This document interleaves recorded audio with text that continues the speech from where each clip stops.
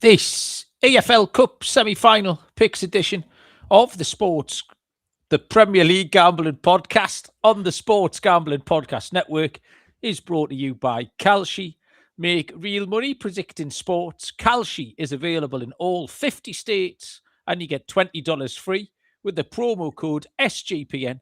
That's Kalshi, promo code SGPN.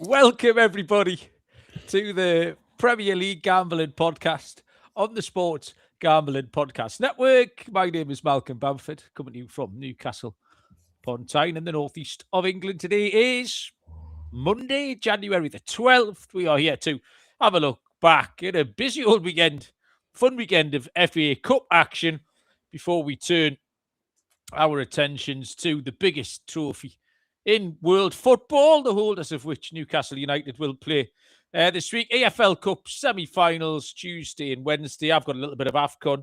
I've got some Serie A as well, but I'm out of control. Joining us from Nottinghamshire, a man who is going to contribute precisely nothing to this show, is Mr. Barry Penaluna. Hello, Baz. How are you? I'll contribute to EFL semi-final picks, which are the two games that anyone has any interest in. Nobody's interested in any of your AFCON waffle. Whoa. Hang on a minute. Barry, we just spent last week's show saying all the people of fucking Luanda are crowding round their transistor radios. I've got a bit Harry Redknapp there. No, yeah, Ron Atkinson won it. I don't want to go with Ron Atkinson here. The African nation. But listen, I can't traverse the back alleys of Nairobi without getting mobbed, as you well know. So I'll have less of your dissension on that. How are you, Barry? Did you enjoy anything this weekend? You went for a walk, didn't you? I went for a hike. Yeah, that's what I said. You went for a walk. Yeah, I did go for a walk, actually. I went, I just did a little 6 miler, just not far down the road, out in the countryside, up a few hills, through a few fields, along the canal, got muddy feet. And yeah, I done a lot of walking. There was no football on. I think I mentioned when? Last I had everything was cancelled, wasn't it? Football, like kids football. Oh, right. And then it was FA Cup weekend, so I wasn't that bothered about most of what went on this weekend, to be honest.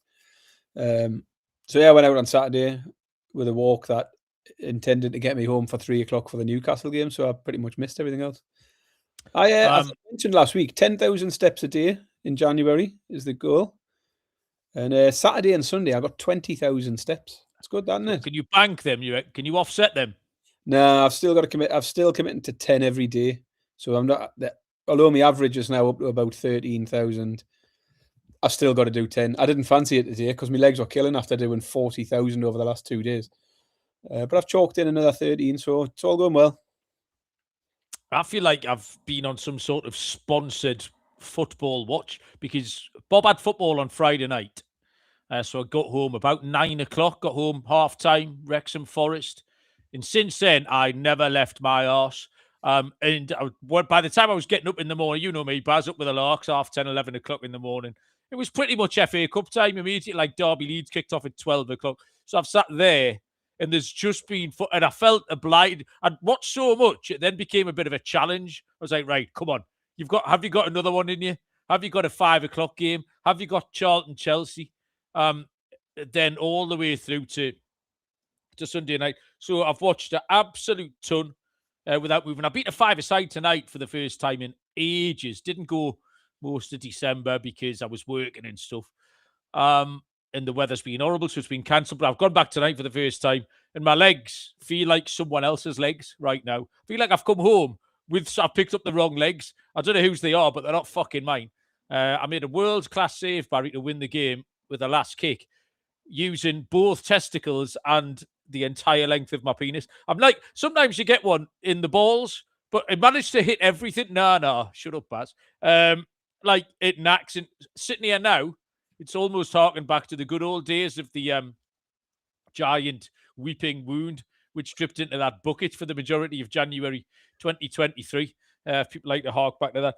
But it was a great weekend, wasn't it? Really, the chat is absolutely off its lips, by the way. Like, by the time you consent to turn up late, the chat's already got off the rails. Like, Yeah, Callum that's and why Lee. I do it, Malcolm. I turn up late just to get everybody going, get them talking. Yes, them up. Barry. Honestly, if we just Rile turned them up, up. just turned up raw, they'd be all quiet and timid. Yeah. And Callum and Lee have probably been recording the spin-off show, haven't they, early on? So they're still here waiting. Squad number 7 and 9. We're in first. Fefwef here. Fefwef claims Sunderland are flying in the bottom half of the Premier League. I mean, fucking hell, if our standards gone that low, Fefwef. Bob D, we're here to accompany Bob on his ride home from work, which Bob enjoys. Michael Roberts is here. Francis has changed his avatar to the Emirates FA Cup, and I don't know why he's done that. Have I missed some kind of in-book? I don't know. I mean, he's a Man United fan, isn't he? Yeah, that's what I mean. Yeah, I mean, Man United might get a mention later on. Not like Man United fans get a bit arsey. It's not our fault. Don't blame us, but we have to talk about it. Kid hell, it's hilarious. Joe Dollar, again, is on the wind-up. Joe, welcome along. How you doing? And I think that's everyone who's on a final warning. Francis is giving you a final warning, but I don't know what for. We're giving someone's got a final warning. It's all going to be good. Michael Carrick's going to take over, isn't he? Yeah, they're just allowed to consider old midfielders. Is that what's happening now? Is this 1987? Like, there are other people in the world, you know. If they got it, they've got. Is there anyone in there with a computer? Turn that on and have a look around. Maybe he's out of the catchment area, further than 3 miles in fucking any direction. Idiots. Anyway, I've got a suggestion for the tip list coming up, which very much might rankle with Frank in a minute. New year, new gear. SGPN merch store has a bunch of new items for the new year. Someone's wrote new 1, 2. It says 4 news in the first 2 sentences there. New year, new gear. The SGPN merch store has a bunch of new items for the new year. And right now, you can get 10% off everything. Promo code is 2026. Here's an item I like. Brackets, insert item. This hoodie's good. MLB Gambling Podcast. MLB starts again soon, Baz. Christ. I've just about got over last season, and it's nearly time for pitchers and catchers to report. And we've got the WBC, the World Baseball Classic, Baz, which is like the World Cup of baseball, where America get to beat up on the likes of UK and Brazil and people like that, and then lose in the final to Japan, which is what happens every time. Picks-wise, Baz, I was nothing short of magnificent. Can I just point that out? I gave out 6 picks. 5 of them hit. If we include Wrexham. Well, Wrexham we gave out sort of Wrexham to win, which cashed at 2-0 if you're using 365 or any of those sites. Live score as well, paid 2 up. I don't know who else. But also Wrexham to qualify, Wrexham double chance or whatever. Wrexham, for a little while, my 66-1 stake in Siltnack was in as well, which was Wrexham. Stoke we gave out to beat Coventry. 45-yard dipping volley in the 88th minute. And Derby were 1-0 up after 55 minutes. That went away. I should have subbed out Derby for Brighton in hindsight, but not too far away. My favourite pick, Baz, wasn't the biggest price one. I'd dare you to find another podcast globally that gave out a winning pick on MK Dons v Oxford United on Friday night. There's no one doing it. No one, Barry, has handicapped that game, picked the unders, and watched it cash for a 1-1 draw. So I enjoyed that one. Wrexham paid out. Chelsea on the handicap, 11-10, 1-5-1, getting the queue. Man City on the handicap, -3.5. Sneaked all right, in. just the 10 goals. And finished off by Brighton at 3-1. Now, I know this is mainly just funny. It was funny. It was objectively funny. It's funny when Danny Welbeck scores against them and not funny when he scores against us. because they're the only two teams he scores against every time. But can seriously anyone explain those prices to me? Why were Brighton 3-1? It's just absolutely baffling. And on that subject, actual grown-up people, like journalists, podcasters, I don't fucking whatever, but just general grown-up people, saying that Lacey shouldn't have been sent off because he's only 18. What are you talking about? The refs should apply some common sense. All right, yes. All right, mate. I know you're only 18. Don't do that again. If in a couple of minutes you pop up at the back post, keep the ball alive and Man United equalise, depriving Brighton of the opportunity of winning the fucking world's most famous competition. Like, you can't. What are you talking about?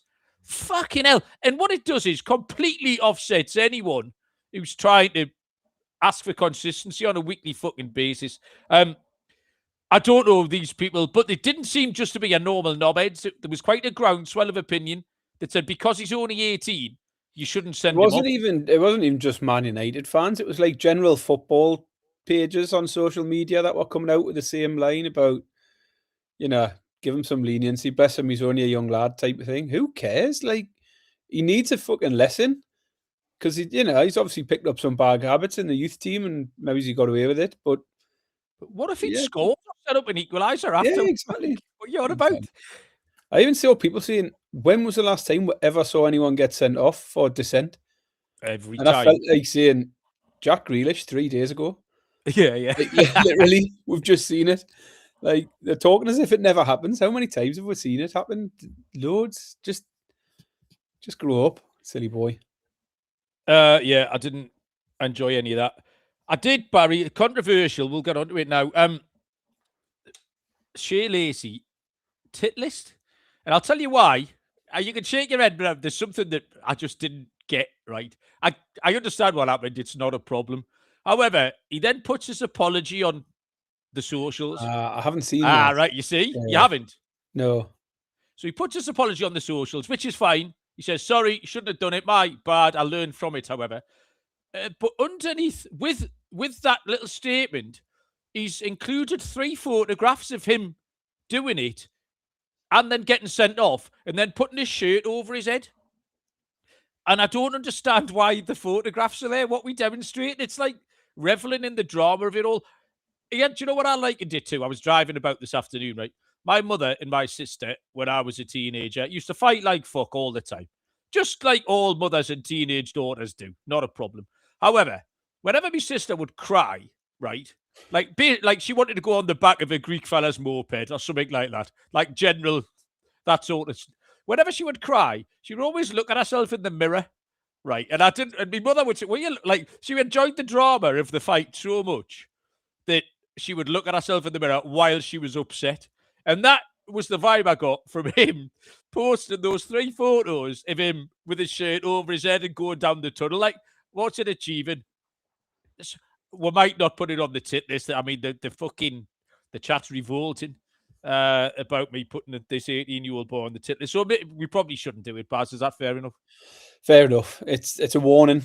He's getting a warning. We never see him again. Yeah. That's what Man United fans saying. He's a future captain of our club because he showed a bit of passion. Did he though? Or did he just hire football? I mean, there you go. What else? I mean, Macclesfield, unbelievable. Crystal Palace. How can Crystal Palace go and play like that? We've said for weeks there was something off with Crystal Palace. The manager wasn't interested. The players were a bit dodgy. But they did put out a relatively decent team. Gay, he was playing, and Tyreek Mitchell, Pino. They should have had enough. And just comparing that with how Exeter City, I had no sympathy for Exeter City. Exeter City annoyed me to death. That was a pathetic effort. And then there's people, this is why the FA Cup, they should play them at home. The home team should be seated. No, Exeter City should have played properly, tried harder, and not been dog shit. The goalkeeper played like a toddler. Every goal, me and Bob were laughing at the goalie. It's like he'd won a competition. He didn't look like a goalie at all. His technique was fucking awful. They scored 2 own goals. The geezer at the end made no attempt to stop them scoring the 10th. Big number 17. Watch it back. I thought it was pathetic. Because you've seen 2 hours earlier how to go about it. Like, fucking Crystal Palace kick off against Macclesfield, hump the ball forward, and the big captain just absolutely flattens the centre-back after 5 seconds. And it was Richards, I think. Cuts his head open.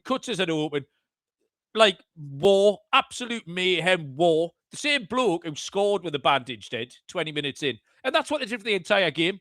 If it moves, kick it. If it doesn't move, kick it till it does. That, compared to, like, Exeter wants some sympathy. I thought Exeter were pathetic. But yeah, Macclesfield was exciting. And they didn't get a very good draw tonight. Well, home to Brentford, you know what I mean? The team sitting 7th in the Premier League. I mean, I don't know what else you want, really.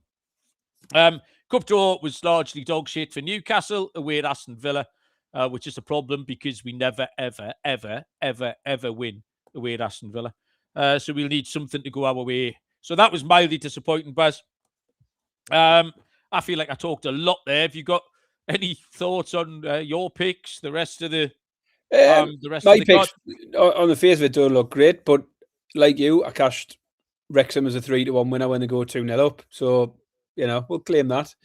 The only other one for me was both teams to score in the QPR West Ham game. So yeah, a couple of losers in there. Only one goal away on my ACCA. I had 4 games, both teams to score. The only team that didn't score was Coventry. So you had a bit of success with Stoke in that one, but I needed a Coventry goal to get me an 8-1 ACCA in. So close but no cigar on that one. Lee said his ACCA was let down by Man City to win to 0. That's unfortunate. 10-1. That fucking kid scored his first ever senior goal by thunder twatting it into the top corner from 25 yards. What was the score at the time? 9-0. And he went and like ran 9-0 in the 88th minute. He went and ran and picked the ball up and carried it back to the spot as if they were going to go.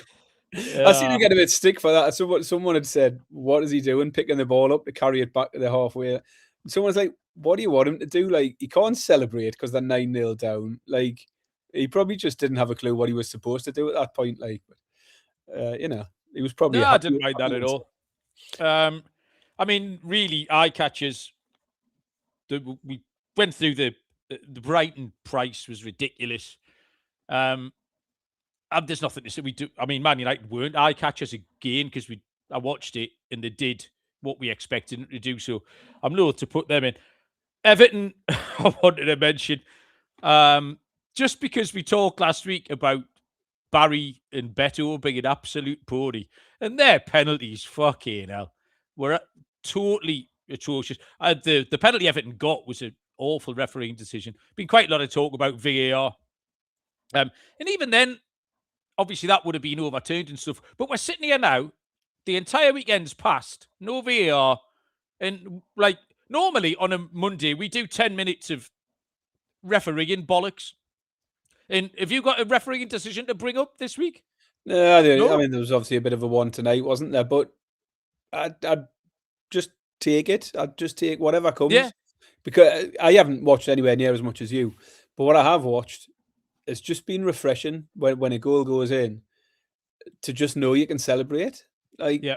It happened in the Newcastle game. There was a couple where I thought, ooh, was he offside? I thought Harvey Barnes is offside. I've only seen one replay of it, though. When he scores and then instantly you think, that's your first instinct, is he offside? And then you're like, it doesn't matter.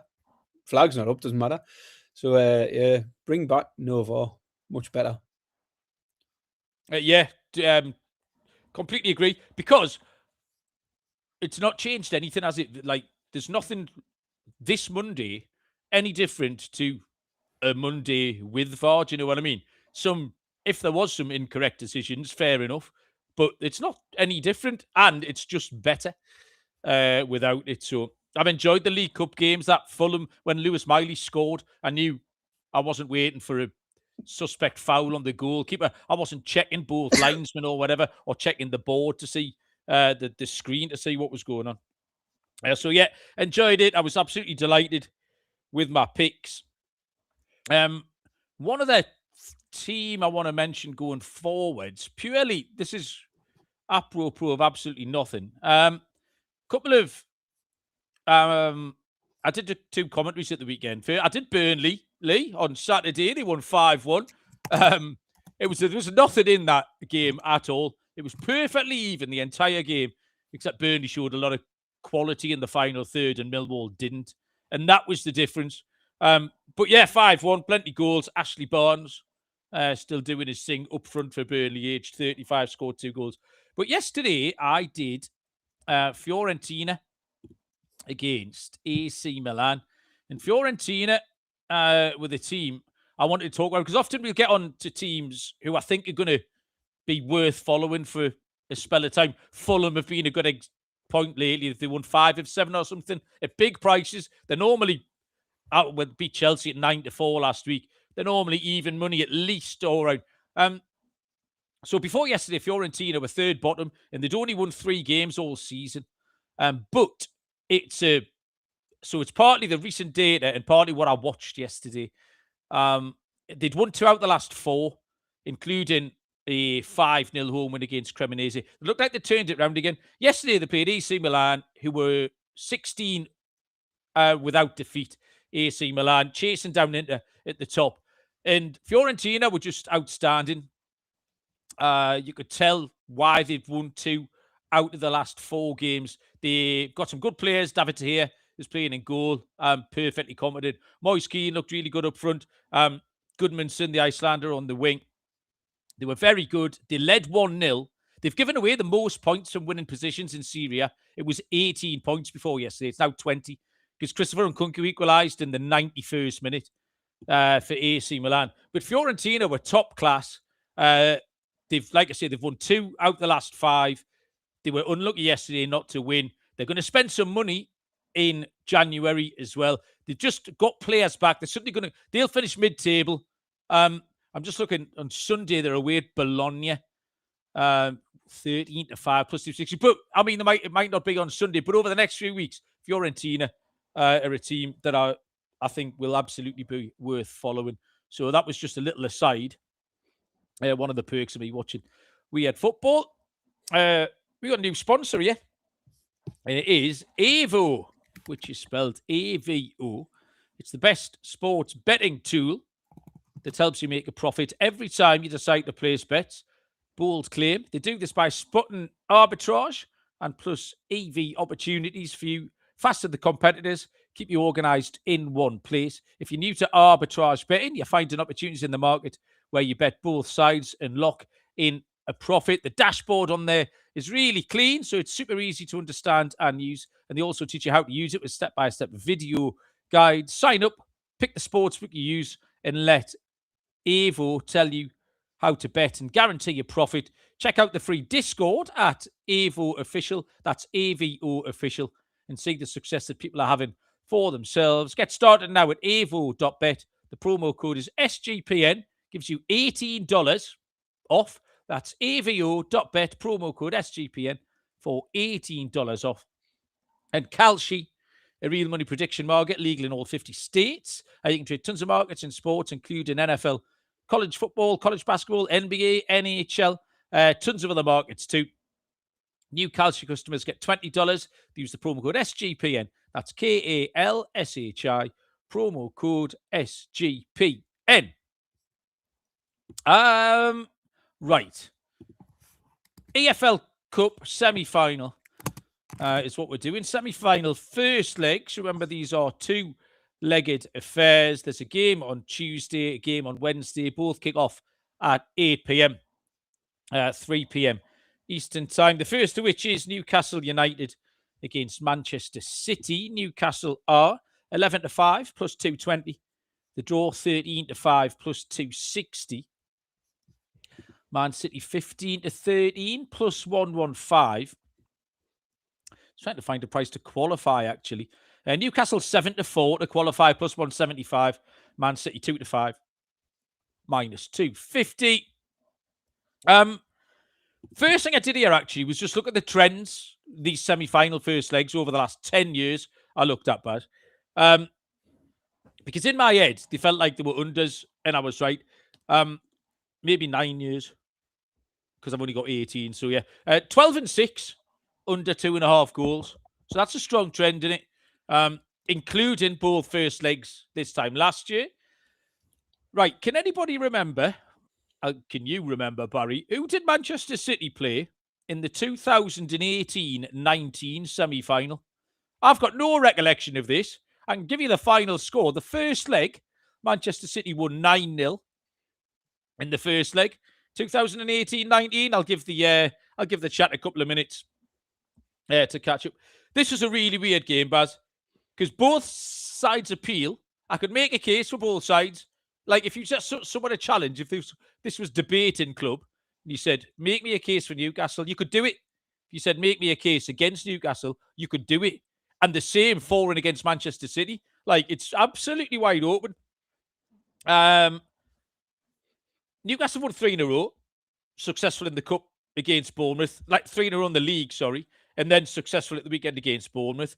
They've won 7-11 at home in the league, including a win against Manchester City on the 22nd of November. So there's your case for Newcastle. Why not? Do you know what I mean? But equally, the win at Burnley was not convincing at all. They've conceded 6 times this week against Leeds and Bournemouth and looked like they could have conceded a load more. So defensively, that has to be a concern against Manchester City, who just 3 days ago scored 10 times. But Man City, similar. If you want to ignore Exeter, 3 draws in a row. They haven't beaten Sunderland, Chelsea or Brighton. They've only scored 2 goals doing it. So the case to fade them is obvious. They've got Manchester United on deck on Saturday lunchtime too. The answer is not Watford. All the people who are writing Watford in the chat, that is a big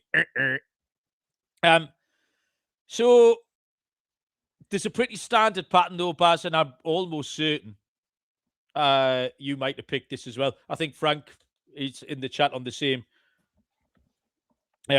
train of thought here. Both teams are scoring over 2.5. It's hitting 6 of Newcastle's last 7 home games. You can have the 2-1 against Fulham in the last round of this competition. And the FA Cup at the weekend. So both teams scoring over 2.5 is 4-5 at -125. Just like it's a fairly straightforward play.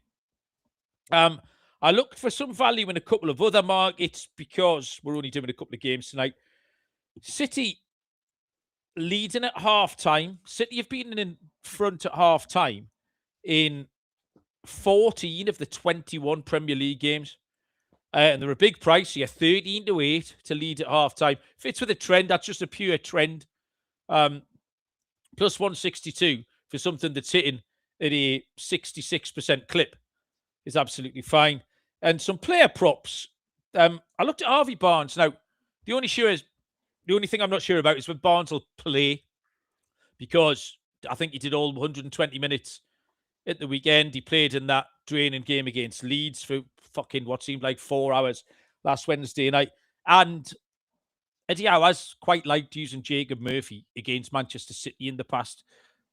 He tends to be able to hit on the break when we've been sitting a little bit. So if Barnes plays, no harm done if he doesn't. Shots on target, I thought was a nice price. So the over half is 4-6, -150. That's not going to get you rich. But over 1.5 is 100-30, plus 333. And over 2.5 is 14-1. So little shots on target ladder for Harvey Barnes should he play. And the other one that caught my eye was Malik Chow for Newcastle. Newcastle set pieces suddenly are really good. I don't know what's happened. We're doing the same as everybody else, piling everyone in at the back post and dropping the ball underneath the crossbar. And Malik Chow has got first contact on a ton of stuff lately. Scored a couple of goals. 4-1 to have over half a shot on target. I reckon it'll be a header more than likely. Goal mouth scramble type of thing. But I thought Malik 4-1 looked like a big price because I've seen him in and around the business end where he needs to be. So that was mine on that. The answer was Burton Albion. Who was first in with that? Lee, I reckon. Did you Google it, Lee? Cheater. So there you go. Who else is here? Harry is here. Chelsea. Danny Midler's here. James Maffia's joined us as well. So welcome, boys. Baz, Newcastle, Man City. Are you confident? Not particularly. I think it's hard to be confident in Newcastle in any game at the moment, despite the fact they're winning games. They're not doing it particularly comfortably. I mean, we only just held on to our unbeaten home streak against Bournemouth the other day with a late equaliser. It was quite a rotated team, but still strong enough. But the performance, I thought it was just very similar to what we've seen over recent weeks. We're getting there in the end, but far from convincing in any aspect, really, Newcastle. So not hugely drawn towards Newcastle as a pick. Newcastle at home against the bigger teams this season hasn't delivered many wins. We mentioned it last time we come up against the City game. I think we said Liverpool beat us, Arsenal beat us, Barcelona beat us, draws against Chelsea, Spurs. And the only big scalp Newcastle have had at home this season was that Man City win. And that one really could have went either way. Newcastle have actually done all right in this fixture for a while now. They've only lost one of the last 5 at home to Man City. So there is plenty of pluses. As you say, I agree entirely. You can make a case either way for either team here. City haven't been at their best recently. 3 draws in a row in the league. I've seen them lose ground to Arsenal. And so, you've got the home form for Newcastle, the record versus City at home. City not at their best. That puts me off City on the other side of it. Particularly in a 2-legged tie where City don't necessarily need to come out and win here to take the tie. So yeah, didn't fancy either side. For me, same pick. I thought you were going to go the opposite way when you came out with those semi-final trends, but I just can't get away from goals. At Newcastle, at St James's Park, there's generally goals. Newcastle's streak of scoring 2 goals in a game at St James's Park, it's now 13 games they've scored 2 goals or more. They've only got 1 clean sheet in the last 8. Newcastle don't keep many clean sheets. And 7 of the last 8 you mentioned have hit both to score and over 2.5 goals. City have conceded in 4 of their last 5, even conceded against Exeter. So I don't fancy either team for a clean sheet, and therefore the BTTS and over 2.5 was the pick for me. 4-5, team ride.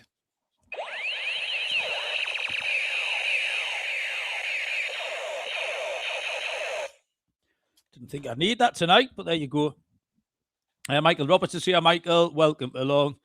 Harry, Danny Midler's just pointed out that we've got an entrant for the worst show pick ever. I don't think Harry, who is here tonight, was present when we officially voted his pick in that Finnish second division game when he told us to take the goals and it finished 0-0.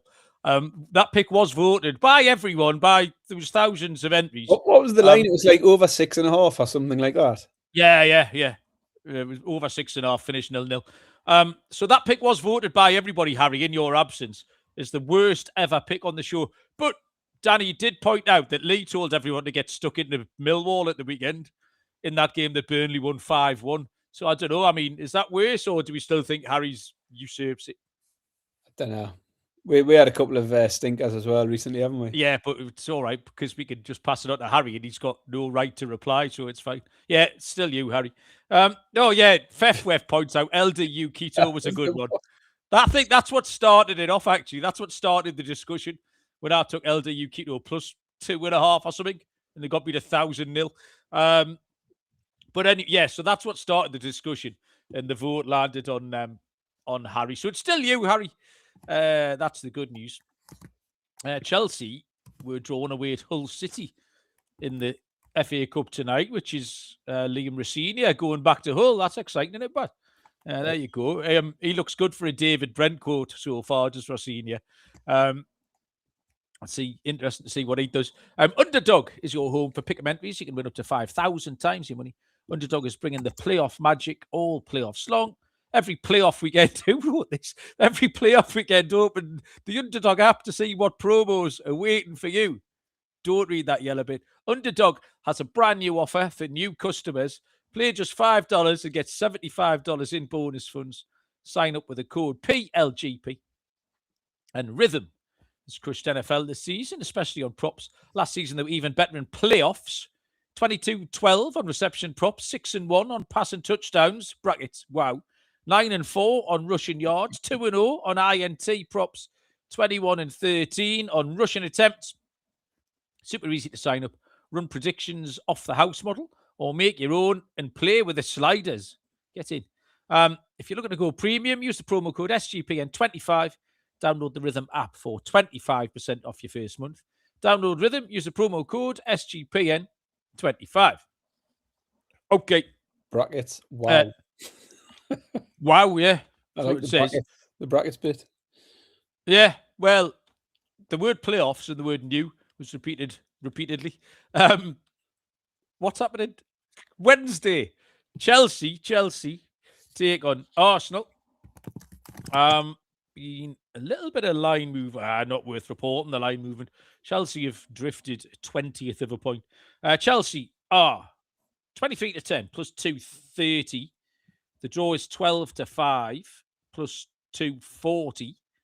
And Arsenal are 6 to 5 favourites plus 120 pass.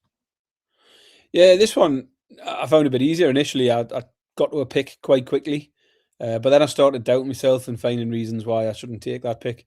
And then eventually I just come back around and thought, fuck it, I'll go with my initial thought. So I immediately thought I wanted to be on the Arsenal side of things.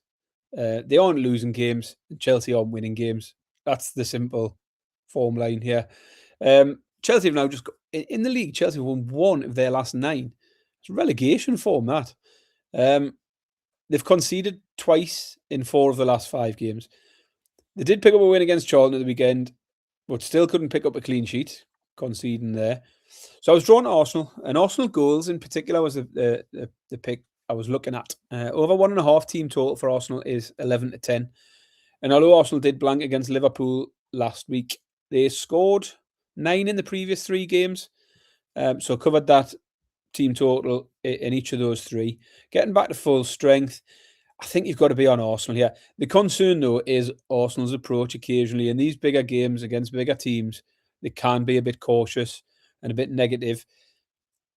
That said, Chelsea aren't in any kind of form that Arsenal should need to be cautious or take that sort of approach in this game.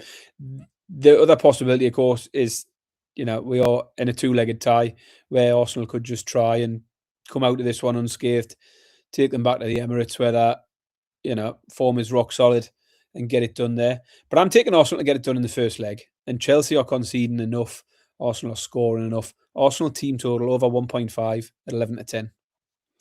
I don't know if you saw the Arsenal Super Boost yesterday, the game at Portsmouth. All-time fucking loser. There was a lot of people bleating about this. It was Arsenal to score twice, Arsenal to have most corners, and Arsenal to have most shots on target. And obviously, Arsenal won the game 4-1, was it? I think Martinelli hat-trick. Did they have one corner? No, Portsmouth had 5 shots on target to Arsenal's 4. Wow. Because the own goal, missed penalty, Gabriel Jesus at the post from half an inch. It was absolutely incredible. There was people absolutely done their conkers on that. Luckily, I don't know why I wasn't involved in that. Must have been mildly distracted by. I was watching Fiorentina in AC Milan at the time. So the big question mark here is what kind and how much influence Rafinha will have on this Chelsea team, especially this quickly. Saturday night means nothing effectively. They went to Charlton and won 5-1. They played 11 games against teams in the top 11 of the Premier League, and they've won twice. They beat Liverpool 2-1, and they beat Fulham 2-0, and that was the game where Fulham had that goal wrongly disallowed at 0-0. So you just can't back Chelsea. They're not beaten. 2 of 11. It's not enough, and this is the best one of the teams in that top. It's not Sunderland and Brentford and all the other dog shit that they're not beating. 4 wins and 10 at home in the league. So the 9-4 doesn't appeal. Arsenal kind of fell into the trap that we suspect of them against Liverpool of not quite doing enough to win. Although I did also think maybe because they knew Manchester City had drawn with 20 minutes left, they thought, that'll do. We'll take the point and move on. They've only got 1 win in 5 against top 4 teams. The only problem with that is that Chelsea have now buggered off to 8th in the league. But still, Arsenal have only won 4 out of 10 against top half teams. So I think the price is about right. I don't mind Arsenal. I'm not be taking it, but I think it's fair. The league game finished 1-1. And this is the time I did drag those stats out at the top of the show, the 12 and 6 to the unders. So because that kind of appealed to me, I've got the historical unders trend, and it fits with Arsenal on the road against top half teams. A lot of those games have gone under.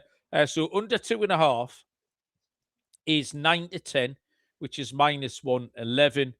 I dipped into a prop market, which was the shots, because both teams rank really highly in shots. It's 5th against 3rd in the shot stat.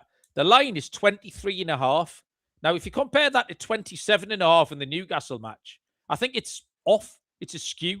I don't think there's anything between that.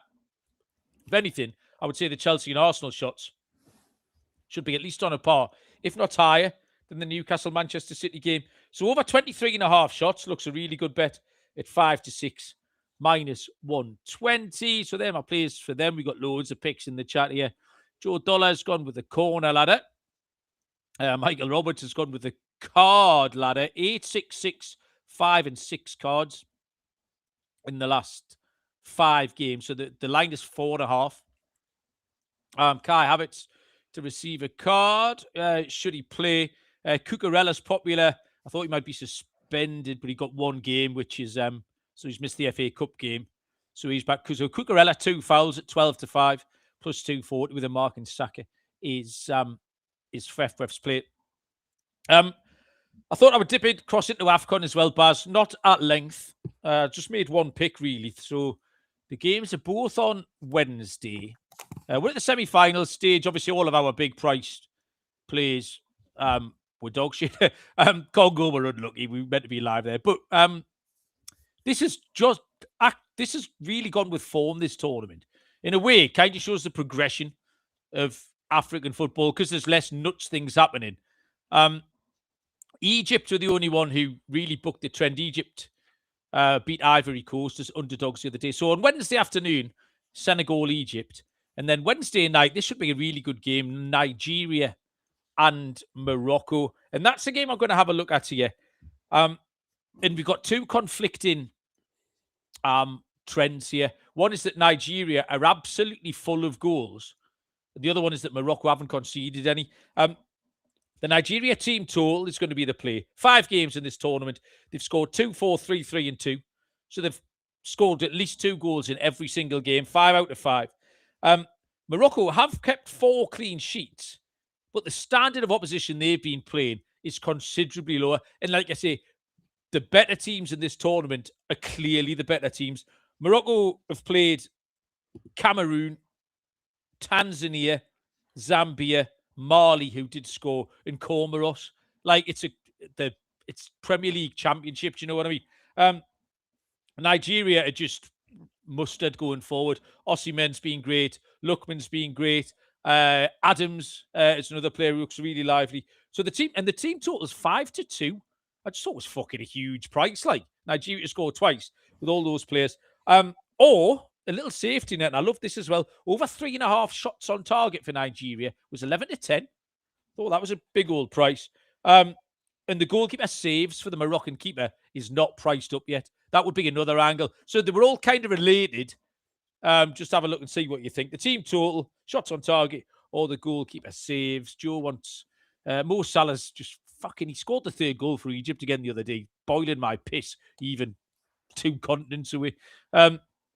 So Salah to score and Senegal money line is for Joe. And I think, Barry, we've just about done it. Oh, I'll tell you what we haven't done. Holy fucking mackerel. Did she do it? Do you know what? She's so lazy. Honestly, my daughter. I don't know where she gets it from, but you said the other day, and she sent me all the cards individually on a WhatsApp. So I asked her to do that, and she said she'd done it. We then played, and afterwards, when we finished doing this, you said, "Can you ask her to do that?" And I said, "I fucking asked her." She said she'd done it. So I shouted her down. Said, "Did you?" She went, "No. I took 1 big photo and sent them all on that." And I was like, "That's not what I asked you to do, and that's not what you said." Like, honestly, born idle, that child. It's her birthday on Sunday, Baz. I don't want to ruin all Thursday's chat, actually, but she's 16 on Sunday. And has provided me with a list of things that all cost £170 to buy. So, yeah, hopefully we have some winners this week. I tell you what, Barry, there is not long left in kickoff at all. This second half has been dog shit. It's just sort of frittered away this second half. I got a goal back early, and then really absolutely nothing's happened. I haven't been able to force anything you had, one shot on target, I think. The ball is in A9, Barry, after last week. You kicked it forward 5. I kicked it back 5. I'd say we're in the 81st minute now, Baz. I need a goal to take into extra time, which will absolutely delight the audience. So what are you going to do, Baz? You're going to love this move. Classic. Oh. I'm holding what I've got here, Malcolm. I'll take it two to the right. The right, as in towards the touchline? Towards the touchline. And then 7 down, right into the corner. Fucking hell. 5, 6, 7. So you put the ball right down, just outside the D in the corner. Absolute world of pain here. I can't do anything. The furthest I can advance the ball is 4 squares. I mean, that's no fucking use to me. I need to keep it in the middle of the pitch. This is a risk. Oh, actually. Right, hang on. I'm going to play this weird one, Baz. I think that's John Truick, the ex-Oxford United left back from 1987. I'm going to go 5 in field. I'm going to play it out from the back in the style of Ipswich Town last season. 1, 2, 3, 4, 5. And then I'm going forward 3. 1, 2, 3. So it's right outside my penalty area, dead centre, Baz, in square number E6. That's E6. Frank wants to know the score. It's 2-1 to Baz. Hey? Dangerous move, that, isn't it? Mate, I'm 2-1 down. Do you know what I mean? It's fucking get Harry Maguire up front territory, is what it is. Francis, you should be keeping track of this in the style of a chess grandmaster game like everybody else's, but we'll let you off. Right, okay. E6, Barry. Not long to go. It's time you players will be going down cramping up and stuff like that, won't they? That's all the modern thing. Have you anything, Barry, you want to tell the people about before we let them go? No, I've had a quiet weekend, really. Not a lot new. All football was cancelled because of frozen stuff. I did complete my couch to 5K program. Barry, you're a right fucking bore with all this fitness shit. I know. No offense, obviously. I missed out because I was doing that Fiorentina game. I missed Bob's football. Bob did play in what looked out of the window like the worst conditions imaginable, mate. It was absolutely awful. And drew 0-0 with Wallsend. So I was half pleased I didn't have to go out and stand for 2 hours watching fucking Wallsend 0, Newcastle East End 0. I mean, how many under 14s boys teams are playing out 0-0 draws on a Sunday afternoon? Like, Danny wants to know what's for dinner, Baz. It was a low carb effort tonight. I had a pork tenderloin. I love a pork tenderloin at the moment. Mate, yeah, I'm into a pork tenderloin. I was eyeing one up in Sainsbury's last week. Cheap as out. Nice and juicy, nice and tender, nice and lean. I literally had that with some mushrooms and onions. Fried up a load of mushrooms and onions. And I had some Greek-style seasoning, so a load of like lemon flakes, thyme, oregano, all that sort of stuff. So just literally fried it all up, and just that was it. Bit of tender stem broccoli on the side.